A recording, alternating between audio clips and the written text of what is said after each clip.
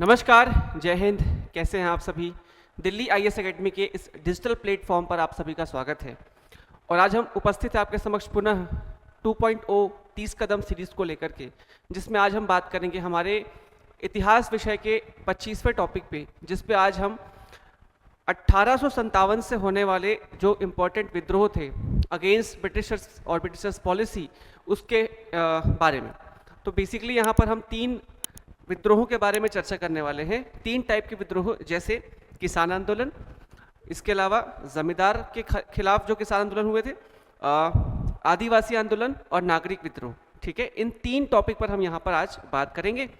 तो चलिए जल्दी से स्टार्ट करते हैं हमारा आज का series.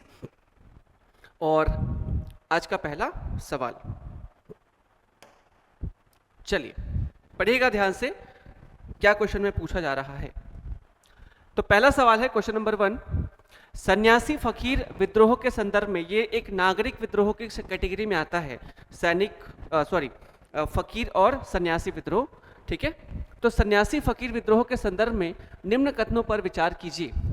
Consider the following statements regarding the Sanyasi Fakir rebellion.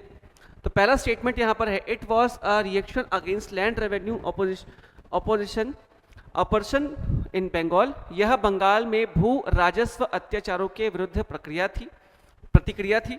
दूसरा, इसमें किसान, सन्यासी और फकीर संयुक्त रूप से शामिल थे। Farmers, sanyasis and fakirs were jointly involve in it. ठीक। तीसरा, it's emerge mainly after the permanent settlement. इसका विकास मुख्यतः स्थायी बंदोबस्त के बाद हुआ।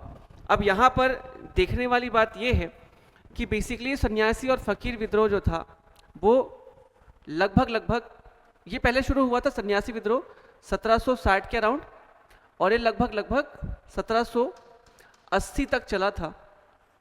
और इसी के पहले जो फकीर विद्रोह था वो 1770 के आसपास स्टार्ट हुआ था और 1820 के आसपास तक ये विद्रोह चला था। काफ़ी लंबा चल रहा था ये विद्रोह। तो अब यहाँ पर बंगाल में भू राजस्व अत्याचार के विरुद्ध जो प्रक्रिया थी या प्रतिक्रिया थी, ये तो स्टेटमेंट सही है, क्योंकि यहाँ पे जो सन्यासी रहा करते थे उनसे भी ज़बरदस्ती टैक्स वसूला जाता था, उनके धर्म पर आक्षेप किया जाता था, और साथ ही साथ उनको टैक्स देने के लिए, धार्मिक टैक्स देने के लिए भी मजबूर, जैसे तीर्थ यात्रा कर देने के लिए भी मजबूर करते थे। फकीरों को तो वो सीधे सीधे एक प्रकार से चोर या डकैत जैसा कैटेगरी में डाल चुके थे। ठीक है, तो इसके खिलाफ ये विद्रोह हुआ था। तो बेसिकली ये पहला स्टेटमेंट तो सही हो जाएगा। दूसरा, इसमें किसान, सन्यासी और फकीर संयुक्त रूप से शामिल थे, ये भी स्टेटमेंट सही है। तीसरा, इसका विकास मुख्यतः स्थायी बंदोबस्त के बाद हुआ। तो इसका विकास जो है स्थायी बंदोबस्त व्यवस्था यानी कि 1793 ये स्थायी बंदोबस्त व्यवस्था आई थी, और इसके पहले ही ये स्टार्ट हो चुका था। तो ये स्टेटमेंट तो इनकरेक्ट हो जाएगा। तो यहाँ पर क्वेश्चन नंबर 1 में 1 और 2 जो है सही विकल्प हो जाएगा, ए ऑप्शन में अवेलेबल है। ठीक है, तो क्वेश्चन नंबर 1 में आंसर आप ए ले सकते हैं, 1 और 2 के रूप में। चलिए आगे बढ़ते हैं क्वेश्चन नंबर 2। निम्नलिखित में से कौन सा संघर्ष ब्रिटिश अफीम नीति का परिणाम था? Which of the following peasant struggle was result of the British opium policy. ये ओपियम जो पॉलिसी थी वो बेसिकली 1860 के आसपास लाई गई थी। इसके पहले 1855-56 के आसपास एक वॉर हुआ था, इसको बोलते हैं ओपियम वॉर चाइना के साथ। ठीक है, तो उसके बाद ये पॉलिसी लाई गई थी जिसमें अफीम पर उसको उगाना, उसको बेचना, उस सारे पर कंट्रोल करना सीधे गवर्नमेंट ने अपने हाथ में लिया था, ब्रिटिशर्स ने अपने हाथ पे ले लिया था, और वहाँ के जो किसान थे उस पर कोई भी उनका अधिकार नहीं था। तो यहाँ पर कौन सा ऐसा विद्रोह है जिसके अगेंस्ट यहाँ पर खड़ा हुआ था? ठीक है, इसमें तो याद रखना, फुलागुरी, बिरसाइत उलगुलान, पाबना विद्रोह या मराठा किसान विद्रोह। तो बेसिकली आपको आंसर लेना है फुलागुरी धेवा 1861 वाला। ये विद्रोह जस्ट इसके बाद हुआ था और इससे कहीं ना कहीं ये प्रभावित था। फुलागुरी धेवा ये असम के तरफ हुआ था।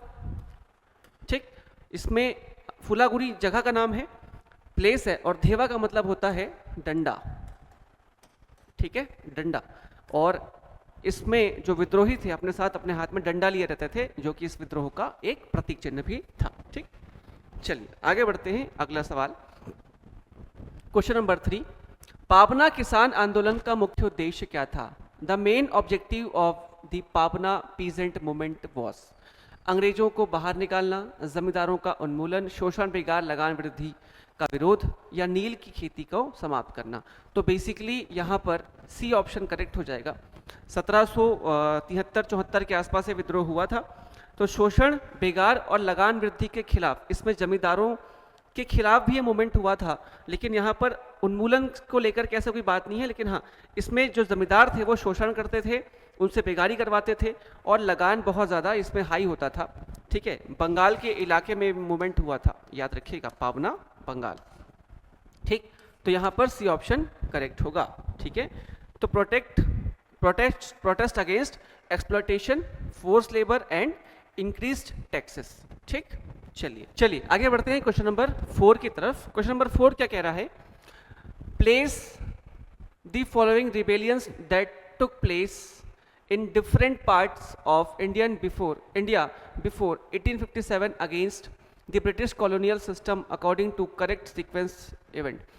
ब्रिटिश औपनिवेशिक व्यवस्था के विरुद्ध 1857 से पूर्व में भारत के विभिन्न भागों में हुए निम्न विद्रोहों को सही कालानुक्रम में घटना को आपको रखना है। ठीक, तो यहाँ पर आपके समक्ष 5 विद्रोहों के नाम हैं और उसका अगर डेट आपको याद है तो आराम से इस प्रकार से क्वेश्चन आप बना सकते हो। ठीक है, जैसे बैरकपुर सिपॉय म्यूटिनिटी, ये हुआ था लगभग 1824 में, बैरकपुर बंगाल वाला। और यहाँ पर बोला है बैरकपुर का विद्रोह 1857 के पूर्व वाली घटना, तो एक घटना तो 57 में भी हुई थी, तो उसको छोड़ देना है, उसके पहले वाला लेना है, तो 1824 आएगा। कच्छ का विद्रोह ये लगभग 1815 में हुआ था। वेल्लोर सिपॉय म्यूटिनिटी 1806 में हुआ था। संथाल विद्रोह 1855 के आसपास और कोल विद्रोह 1831 के अराउंड हुआ था। ठीक, तो यहाँ से जमाली सबसे पहले कौन आएगा? सबसे छोटा है यहाँ पर 1806 यानी कि थर्ड। फिर आएगा 1815 यानी कि 2। फिर आएगा 1824 यानी कि 1, फिर 5 और फिर 4। ठीक, यानी कि 3 2 1 5 4।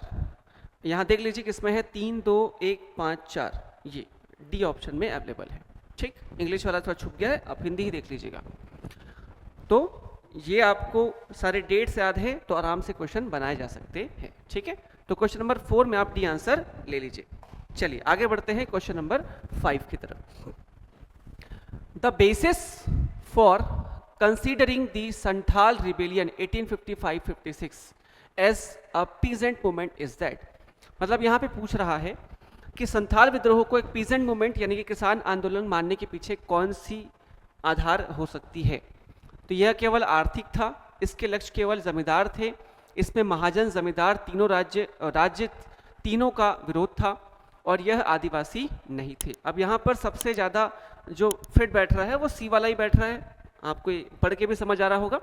इसमें महाजन यानी कि जो मनी लैंडर्स थे, जमींदार, लैंड होल्डर्स और स्टेट यानी कि ब्रिटिश स्टेट, तो तीनों के खिलाफ यह विद्रोह हुआ था। तो ये एक प्रकार का क्या था, किसान आंदोलन हुआ। ठीक, चलिए आगे बढ़ते हैं, अगला सवाल question number 6। The term Adivasi was used in relation to tribal people was by, जनजाति लोगों के संबंध में आदिवासी शब्द का प्रयोग किया था सबसे पहले किसने? महात्मा गांधी, ठक्कर बापा, ज्योतिबा फूले और बी.आर. अम्बेडकर। तो आपको याद रखना है ठक्कर बापा वो व्यक्ति थे जिसने पहली बार जनजातियों के लिए आदिवासी शब्द का प्रयोग किया। आदि का मतलब होता है बहुत पुराने, पहले, फर्स्ट या प्रथम, और वासी मतलब वास करने वाले। तो एक पर्टिकुलर एरिया में प्रथमतः वास करने वाले जो लोग हैं वो आदिवासी कहलाते हैं, यानी कि जो नेटिव पर्सन है वहां के। ठीक, तो यहाँ पर बी ऑप्शन करेक्ट होगा, है ना। चलिए आगे बढ़ते हैं क्वेश्चन नंबर 7 की तरफ। निम्न किसान आंदोलन को कालक्रम के अनुसार व्यवस्थित करना है, संथाल, मुंडा, नील या पावना, इन चारों को आपको बताना है कि कब कब हुआ था, उसके हिसाब से फिर जमेगा। ठीक, तो सबसे पहले संथाल विद्रोह ये हुआ था लगभग 1855-56 के आसपास। इसके बाद जो मुंडा विद्रोह हुआ था ये लगभग 1899 में हुआ था, 1899। नील विद्रोह ये 1859 में हुआ था, और पाबना विद्रोह ये 1872 के अराउंड हुआ था, 272-73 के अराउंड। तो यहाँ पर कालानुक्रम के हिसाब से जमा लीजिए, सबसे छोटा ये सबसे पहले जो आ रहा है वो कौन सा आएगा, इसमें आएगा 1855 एक संथाल, फिर आएगा नील विद्रोह 3rd नंबर पर, उसके बाद फिर मुंडा विद्रोह, उसके बाद पाबना विद्रोह 4 नंबर पर, उसके बाद मुंडा विद्रोह 2 नंबर पर। ठीक, तो 1 3 4 2, 1 3 4 2 बी ऑप्शन में अवेलेबल है। ठीक, तो क्वेश्चन नंबर 7 में बी ऑप्शन के हिसाब से आप ले सकते हैं। ठीक, तो ये सारे जो क्वेश्चन होते हैं ना वो बेसिकली आपको डेट याद रहेंगे तभी बनेंगे, अदरवाइज ये क्वेश्चन आप छोड़ोगे। तो आप एटलीस्ट थोड़ा बहुत ऊपर नीचे का डेट याद रख लिया करो, एकदम से रटने की जरूरत नहीं है, लेकिन फिर भी ये डेट अगर आपको बिल्कुल याद नहीं है तो फिर क्वेश्चन सीधे सीधे छूट जाते हैं, इसीलिए। तो क्वेश्चन नंबर 8 क्या बोल रहा है, निम्न में से कौन सा किसान आंदोलन स्थायी बंदोबस्त क्षेत्र से बाहर घटित हुआ? Which of the following present movement awkward outside the permanent settlement area? अब यहाँ पर क्वेश्चन भले छोटा है, लेकिन यहाँ पर जो सोचने वाली बात यह है कि थोड़ा सा गहराई से क्वेश्चन पूछा है। पहले आपको परमानेंट सेटलमेंट वाला एरिया याद रखना होगा, उसके बाद इसका एरिया तब जाकर क्वेश्चन बनेगा। अब परमानेंट सेटलमेंट का एरिया यानी कि स्थायी बंदोबस्त का एरिया कहाँ पे था? उड़ीसा, बंगाल, बिहार, उत्तरी कर्नाटक और वाराणसी। इन एरिया में क्या था? स्थायी बंदोबस्त लागू था। अब यहां पर खोंड विद्रोह कब हुआ था? खोंड विद्रोह कहां पे हुआ था? तो खोंड विद्रोह हुआ था उड़ीसा में, तो ये तो है। नील विद्रोह कहां पर हुआ था? बंगाल में, तो ये भी स्टेटमेंट करेक्ट है। फिर दक्कन किसान आंदोलन या डेक्कन पीजेंट मूवमेंट, अब Deccan peasant movement basically Maharashtra का है, ठीक, और फरायजी आंदोलन ये भी बंगाल का है। तो आप देख लीजिए यहां पर कौन सा शामिल नहीं है, तो सी ऑप्शन शामिल नहीं है, दक्कन किसान आंदोलन। ठीक, तो क्वेश्चन नंबर 8 के हिसाब से आप सारे ऑप्शन में देख लीजिए, सी ऑप्शन करेक्ट होगा। ठीक है, चलिए आगे बढ़िए क्वेश्चन नंबर 9 की तरफ। क्वेश्चन नंबर 9 क्या बोल रहा है? 1922 में भील सेवा मंडल की स्थापना किनके द्वारा की गई थी? The Bhil Seva Mandal was founded in 1922 by Narayan Malhar Joshi, Amritlal Vithaldas, Jyotiba Phule या बाबा आमटे। तो याद रखिएगा अमृतलाल विठलदास ठक्कर, इनका पूरा नाम ये है, अमृतलाल विठलदास ठक्कर। ठीक, अमृतलाल विठलदास ठक्कर, और इन्हीं को ही ठक्कर बापा के नाम से जाना जाता है। भीलों के विकास के लिए, उनको आर्थिक रूप से सक्षम बनाने के लिए, उनको रोजगार के लिए, उनको मजबूत करने के लिए ये मूवमेंट स्टार्ट करा गया था, भील सेवा मंडल 1922 में। किसके द्वारा? अमृतलाल ठक्कर जी के द्वारा। ठीक, तो क्वेश्चन नंबर 9 में आंसर है बी, अमृतलाल विठलदास ठक्कर। चलिए आगे बढ़िए क्वेश्चन नंबर 10 की तरफ। क्वेश्चन नंबर 10 क्या बोल रहा है? Which of the following was a common factor in all tribal rebellions? इनमें से कौन सभी जनजाति विद्रोहों का सामान्य कारक था? मतलब ऐसा कौन सा कारक था जो सामान्यतः जनजाति विद्रोह में एक मूलभूत रूप से होता ही होता था? तो पहला, जनजातीय क्षेत्रों में ईसाई धर्म प्रचारकों का आगमन, the arrival of Christian missionaries in tribal area, ये होता था, लेकिन आगे देख लेते हैं। The colonial administration ending the isolation of the tribes and beginning them with in the ambit of colonialism, औपनिवेशिक प्रशासन द्वारा जनजातियों की पृथकता को समाप्त करना और उन्हें उपनिवेशवाद की परिधि में लाना।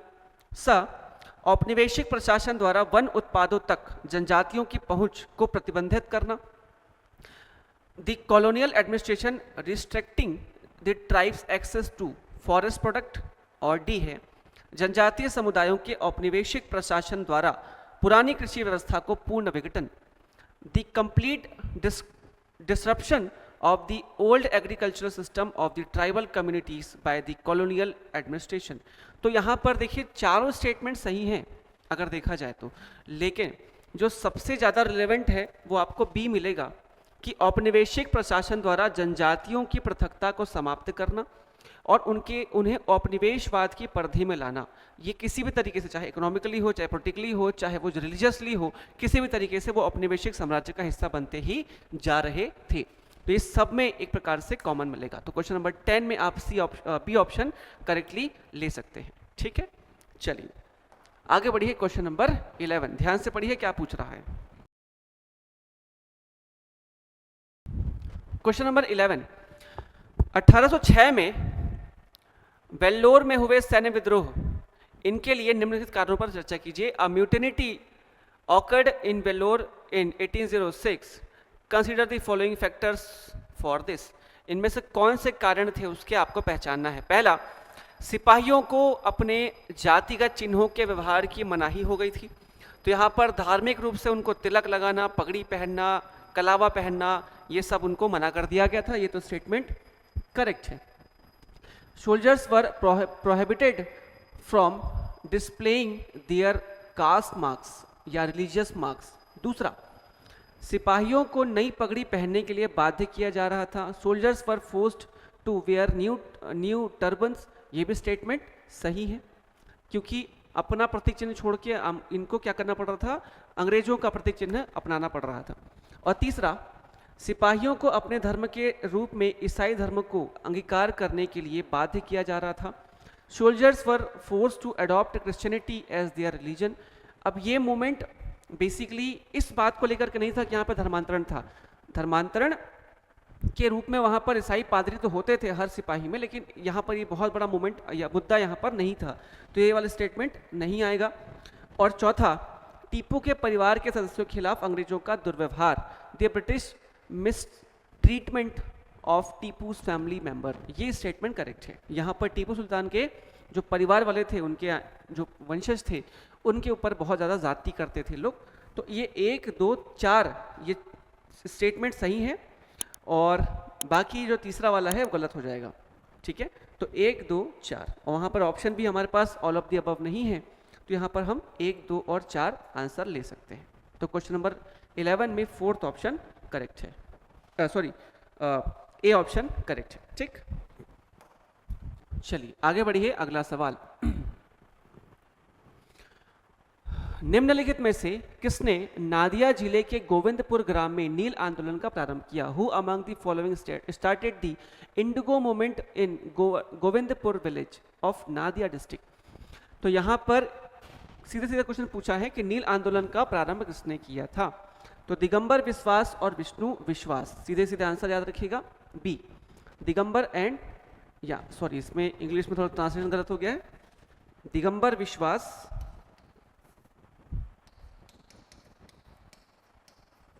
एंड विष्णु विश्वास।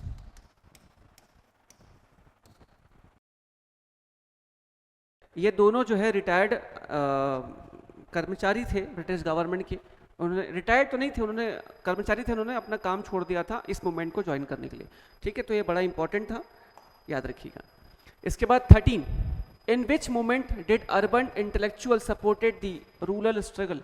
किस आंदोलन में शहरी बुद्धिजीवियों ने ग्रामीण संघर्ष का समर्थन किया। दक्कन, नील, कोल या अरंपा। अगेन यहाँ पर आपको समझना है कि जो नील विद्रोह था उसके नेता कौन बने थे, Digambar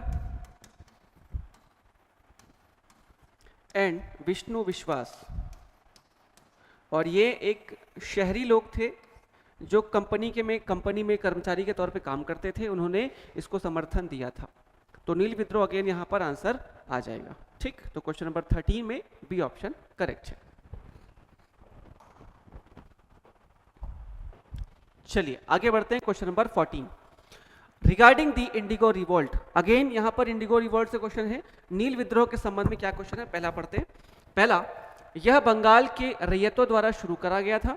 it was started by रैयत ऑफ बंगाल। रैयत का मतलब यहाँ पर कौन है, बंगाल के पीजेंट, किसान। तो ये स्टेटमेंट तो करेक्ट है, किसानों द्वारा ही मूवमेंट स्टार्ट करा गया था। दूसरा, its main target was the oppressive system of European indigo planters. इसका मुख्य लक्ष्य यूरोपियन नीलहों की दमनकारी व्यवस्था थी। बिल्कुल स्टेटमेंट करेक्ट है। जो नील का विद्रोह हुआ था, वो जो नील जो फैक्ट्री होती थी उसके मालिकों को नीलहा कहा जाता था, उनके खिलाफ ये मूवमेंट था, उनके नीतियों के खिलाफ। और तीसरा, सरकार ने नील आयोग का गठन किया था। The government constituted the Indigo committee. ये भी स्टेटमेंट सही है। ठीक है, वहां पर एक ददनी प्रथा चलती थी नील मूवमेंट के समय पर, ददनी सिस्टम, और इन्होंने इस आयोग का गठन करके इस ददनी सिस्टम को खत्म कर दिया था। तो 1 2 3 यहाँ पर तीनों स्टेटमेंट करेक्ट है। सी ऑप्शन के हिसाब से आप आंसर ले सकते हैं। ठीक, चलिए आगे बढ़े क्वेश्चन नंबर 15 में। क्वेश्चन नंबर 15 जो है वो एक एसर्शन और रीजन वाला है, जहां पर आपको कारण तक पहुंचना है क्वेश्चन के। तो पढ़िएगा ध्यान से। असर्शन क्या बोल रहा है? जनजातीय आंदोलन को किसान आंदोलन से अलग माना जाता है। Tribal movement are considered distinct from peasant movements. Okay. और दूसरा जो इसका रीजन है, जनजाति समाज में भूमि निजी नहीं बल्कि सामुदायिक संपत्ति थी। अब यहाँ पर बहुत अच्छा क्वेश्चन है कि जनजातीय आंदोलन को किसान आंदोलन से अलग माना जाता है, ये तो स्टेटमेंट करेक्ट है। अब इसके पीछे सबसे मेन कारण ये है कि जनजाति, जैसे किसान होता है, किसान की एक प्रॉपर भूमि होती है। एक गांव है, एक गांव में मान लीजिए 100 किसान है, तो 100 की अलग अलग अपनी अपनी जमीन है। ठीक है, लगभग सब गांव का यही मामला होता है। लेकिन जहां पर जनजातियों की बात होती है, तो जनजाति क्या करते हैं, अपने पूरे एरिया को एक मानते हैं और एक कलेक्टिव वहां पर खेती करते हैं। जैसे आपके मुंडा विद्रोह में आपको ये चीज मिल जाएगी कि मुंडा विद्रोह में यही सारी चीजें थी। खुटखंडी करके वहां पर प्रथा होती थी।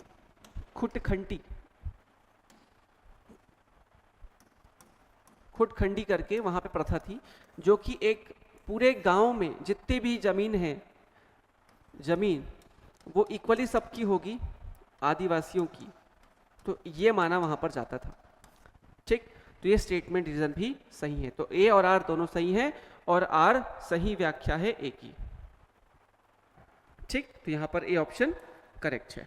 ठीक है, चलिए आगे बढ़ते हैं क्वेश्चन नंबर 16 की तरफ। क्वेश्चन नंबर 16 क्या बोल रहा है? The root cause of the early Moplah movement 19th century was.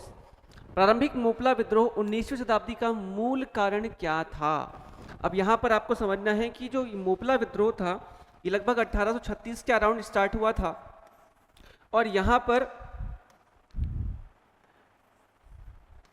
एक होता था पक्ष जेनिमी और एक पक्ष होता था मोपला। अब जो मोपला थे वो इस्लाम अपना चुके कन्वर्टेड हिंदू थे, इस्लाम मानने वाले लोग, इस्लामिक, या ये जो छोटे किसान थे ये थे मोपला। और जेनिमी कौन थे? उस समय के जमींदार। ठीक है, मालाबार वाले इलाके में, केरल। तो यहां पर इस्लाम कन्वर्ट हो चुके जो छोटे किसान थे, उनका विद्रोह हुआ था जमींदारों के खिलाफ, जिसको जेनिमी कहा जाता था। ठीक है, तो यहां पर मूल रीजन ये था, जेनिमी वाला मुद्दा। ठीक, और पूछा भी क्या है शुरुआत में।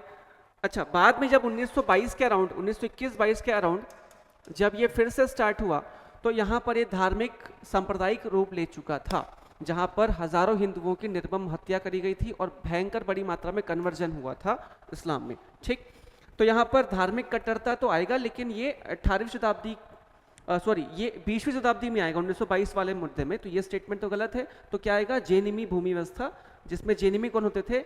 जमींदारों को कहा जाता था। आई बात समझ में? तो क्वेश्चन नंबर 16 में बी ऑप्शन करेक्ट है। ठीक, चलिए आगे बढ़िएगा क्वेश्चन नंबर 17 की तरफ। क्वेश्चन नंबर 17 ध्यान से पढ़िए क्या पूछ रहा है।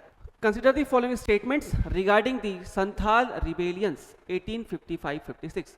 संथाल विद्रोह 1855-56 के संदर्भ में निम्न कथनों पर विचार करें। यह दीकू व्यवस्था के विरुद्ध प्रतिक्रिया थी। इसमें कंपनी सरकार, महाजन और जमींदार त्रिलक्ष बने। इसके बाद संथाल परगना का गठन किया गया। अब यहां पर ध्यान रखने वाली बात यह है, एक मिनट ये थोड़ा ऊपर कर देते हैं।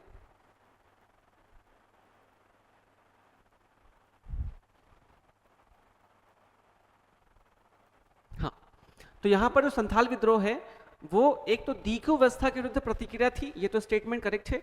दूसरा, इसमें कंपनी, सरकार, महाजन और जमींदार तीनों लक्ष्य बने, यानी कि ये जो रिबेल था वो तीनों के खिलाफ था। और तीसरा, इसके बाद संथाल परगना गठन किया गया था, ये भी स्टेटमेंट सही है। तो इस स्टेटमेंट में आप सीधे सीधे आंसर याद रख लीजिए, 17 का तीनों सही है, 1 2 3। ठीक है, चलिए आगे बढ़ते हैं क्वेश्चन नंबर 18 की तरफ। यहां पर मैच दी फॉलोइंग वाला क्वेश्चन है। एक तरफ नेताओं के नाम है, बिरसा मुंडा, सिद्धू कान्हू, बूधो भगत, तिलक मांझी, और एक तरफ उनके आंदोलन को आपको मिलाना है कि इसमें नेता कौन था और इसके वो कौन थे। ठीक, तो बिरसा मुंडा तो आपको पता ही है, उलगुलान मुंडा विद्रोह बोलते हैं इसको। सिद्धू और कान्हू ये जुड़े हुए थे संथाल विद्रोह से। बूधो भगत ये थे कोल विद्रोह के नेता, और तिलक मांझी पहाड़िया विद्रोह से संबंधित व्यक्ति। ठीक, तो यहां पर एक का आ जाएगा 2, बी का आ जाएगा 3, सी का आ जाएगा 1 और डी का आ जाएगा 4। तो 2 3 1 4 सी ऑप्शन, ए ऑप्शन में ही हमारे पास अवेलेबल है 2 3 1 4। ठीक है, तो क्वेश्चन नंबर 18 में आप आंसर ले सकते हैं ए को, है ना। सिंपल सा क्वेश्चन, कोई दिक्कत वाली बात इसमें थी नहीं। चलिए आगे बढ़ते हैं question number 19। Consider the following statements, निम्न कथनों पर विचार कीजिए। पहला, जनजाति विद्रोहों का उद्देश्य केवल आर्थिक नहीं बल्कि सामाजिक संरचना की रक्षा करना भी था। The objective of tribal movements was not only economic but also the protection of their social structure. दूसरा, land ownership and rent were central issue in peasant movement. किसान आंदोलन में भूमि स्वामित्व और लगान केंद्रीय मुद्दे थे। तो किसान के लिए सबसे बड़ी समस्या तो यही होती थी हमेशा के लिए कि भूमि का बंदोबस्त, है ना, स्वामित्व और लगान के मुद्दे, ये भी स्टेटमेंट सही है, ये भी सही है। तीसरा, नागरिक आंदोलन में शहरी मध्य वर्ग की भूमिका नगण्य थी। The role of the urban middle class in civil movements was negligible.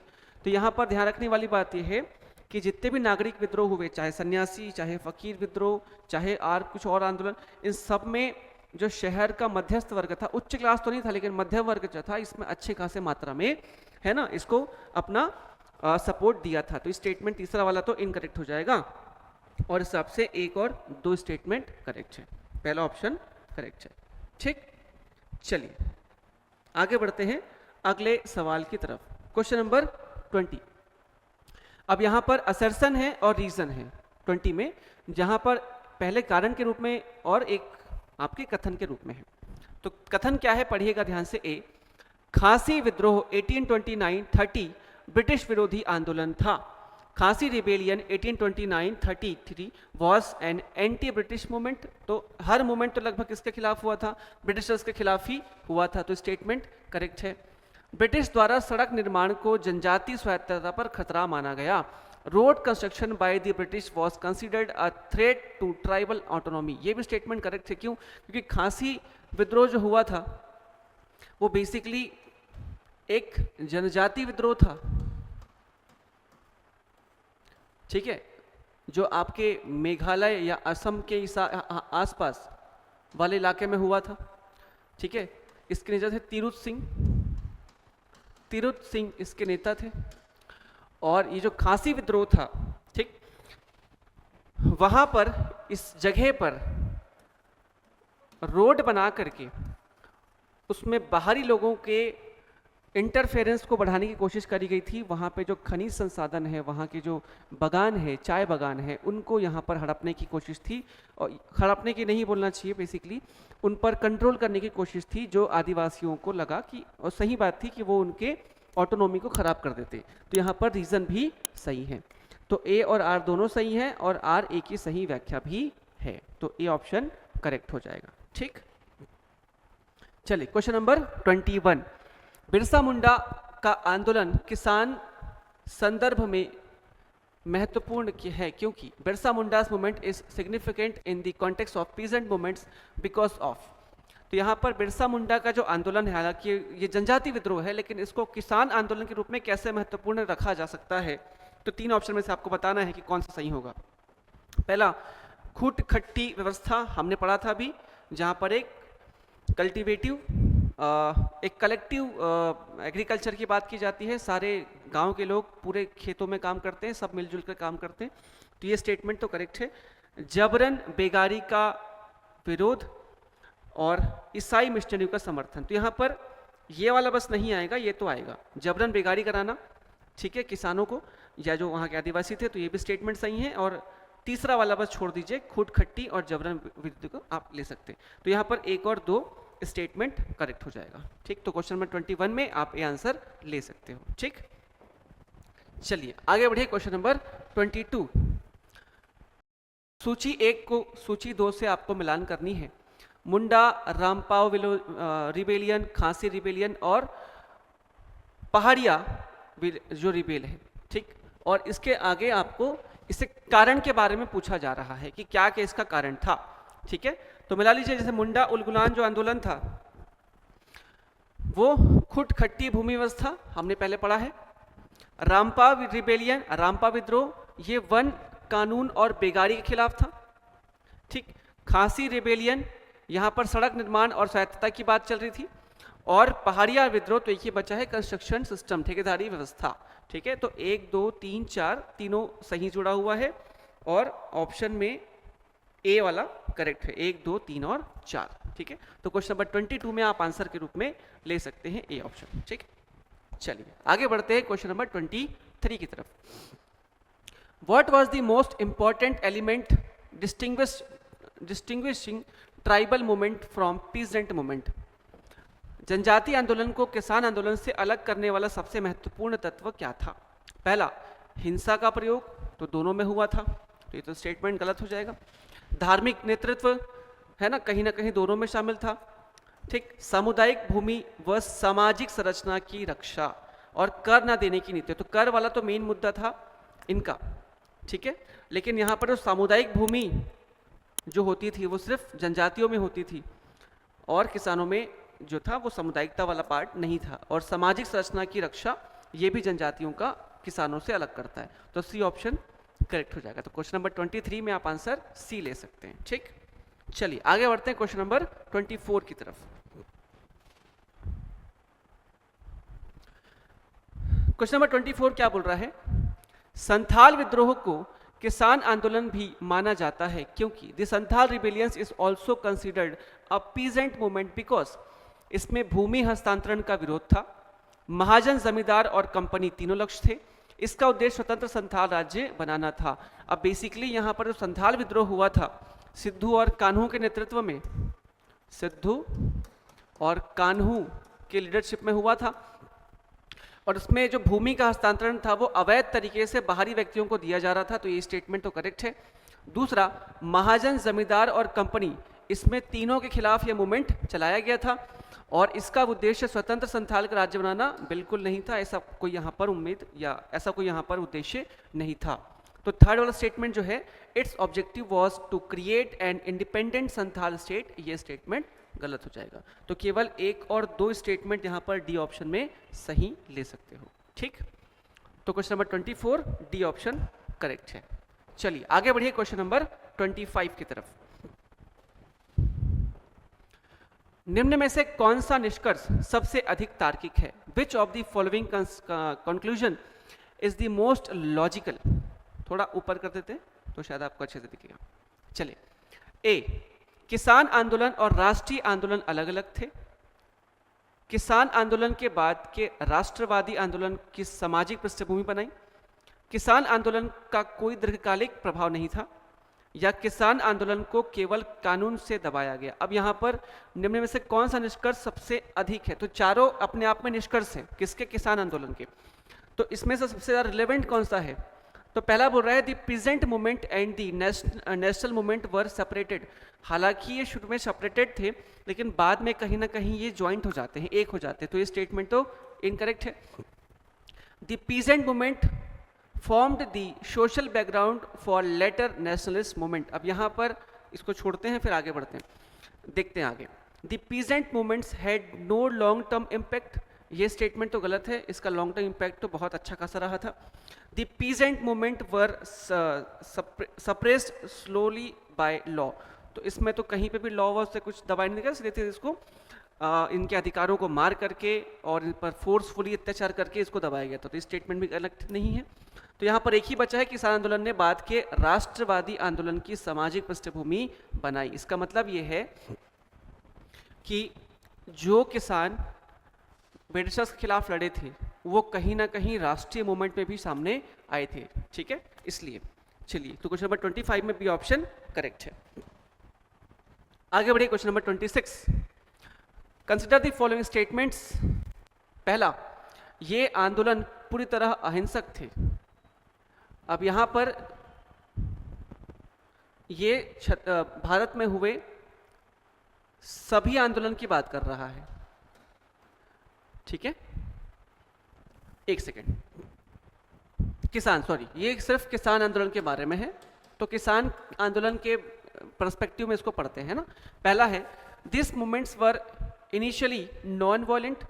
ये आंदोलन पूरी तरह अहिंसक थे। तो देखिए, ये पूर्णतः अहिंसक तो नहीं कहा जा सकता। ठीक है, यहाँ पे हिंसा भी हुई थी, लोग मारे गए थे। दूसरा, इन आंदोलन में राष्ट्रवाद का तत्व प्रारंभिक चरणों में कमजोर था। The element of nationalism in this movement was weak in the initial stage. बिल्कुल स्टेटमेंट सही है कि शुरुआत में इनके उद्देश्य राष्ट्रीय ना होकर के सिर्फ अपने पर्सनल इंटरेस्ट पर डिपेंडेंट थे। तीसरा, अधिकांश किसान आंदोलन लगान और ऋण से जुड़े हुए थे। Most peasant movement were related to rent and debts. बिल्कुल सही, अधिकांश मूवमेंट में किसानों के लिए यही दिक्कत थी, रेंट की समस्या, ठीक है, जमीन का बंदोबस्त की समस्या। तो यहाँ पर 2 और 3 करेक्ट होगा बी ऑप्शन के हिसाब से। ठीक, सही है, तो केवल 2 और 3 इसमें करेक्ट होगा क्वेश्चन नंबर 26। आगे बढ़ते हैं, question number 27। For what reason is Tilak Manjhi historically significant. Tilak Manjhi का ऐतिहासिक महत्व किस कारण से है। ये पहला किसान आंदोलन था, कंपनी शासन के विरुद्ध प्रारंभिक सशस्त्र जनजातीय प्रतिरोध था, धार्मिक सुधार थी, 1857 से संबंध था। तो याद रखिएगा, तिलक मांझी वो पहले आदिवासी नेता थे जिन्होंने कंपनी के खिलाफ सशस्त्र जनजातीय प्रतिरोध दिखाया था। ठीक है, आपको बताना है कि इसका संबंध कौन से जनजातीय आंदोलन से था। ठीक, चलिए आगे बढ़ते हैं, question number 28। What was the biggest limitation of tribal movement of 1700 to 1900। 1700 से 1900 के बीच में जो ट्राइबल मूवमेंट हुए, उनके सबसे बड़ी सीमा यानी कि जो लिमिटेशन थी वो क्या थी। पहला, आर्थिक कार्यक्रमों का अभाव, अखिल भारतीय समन्वय का अभाव, नेतृत्व की कमी या सैन्य कमजोरी। तो इसमें तो है तो सभी इंपॉर्टेंट, लेकिन जो सबसे ज्यादा रिलेवेंट है वो क्या होगा, अखिल भारतीय समन्वय का अभाव। मतलब ये पूर्णतः भारत के संदर्भ में नहीं था, वो छोटे छोटे जगह के हिसाब से चल रहा था जिसको ब्रिटिशर्स आराम से दबा जाते थे। ठीक, चलिए आगे बढ़ते हैं क्वेश्चन नंबर 29 की तरफ। जनजातीय आंदोलन का दीर्घकालीन ऐतिहासिक महत्व क्या रहा। What was the long term historical significance of tribal movements. पहला, तत्कालिक सत्ता परिवर्तन या इमीडिएट चेंज ऑफ पावर। क्या ऐसा हुआ था, तो बिल्कुल नहीं हुआ था। बी, भूमि सुधार कानून, लॉ रिफॉर्म लॉ, ये बीच बीच में हुआ था लेकिन सबके साथ नहीं हुआ था। सी, औपनिवेशिक राज्य को आदिवासी प्रश्न पर पुनर्विचार हेतु बाध्य करना। ठीक, forcing the colonial state to consider the tribal questions. ये स्टेटमेंट सही हो सकता है। चौथा ही पढ़ लेते हैं पहले। फॉर्मेशन ऑफ पॉलिटिकल पार्टीज, राजनीतिक दलों का संगठन। हालांकि राजनीतिक दलों का गठन हुआ था, लेकिन जो सबसे ज़्यादा सही है वो सी वाला ऑप्शन ही है कि औपनिवेशिक राज्य को आदिवासी प्रश्न पर पुनर्विचार हेतु बाध्य किया गया आने वाले समय पर। मतलब उनको मजबूर किया गया कि आप हमारे बारे में नहीं सोचोगे तो हम आपके लिए बहुत बुरा होगा। ठीक, तो क्वेश्चन नंबर 29 में सी ऑप्शन सबसे सही होगा।